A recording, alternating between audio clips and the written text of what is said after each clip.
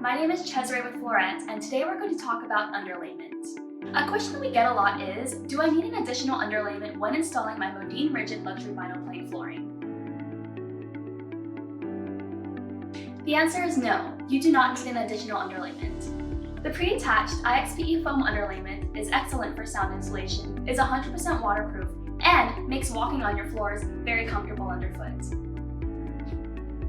Installing an additional underlayment that is more than 3 millimeters thick risks compromising the stability of the click mechanisms and could potentially void your product's warranty.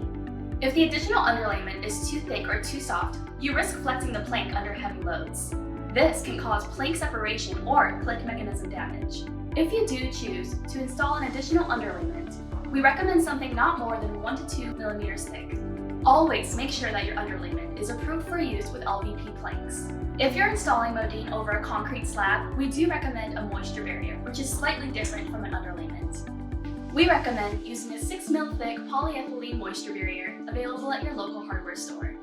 And that's everything you need to know about installing an additional underlayment with your Modine luxury vinyl plank flooring.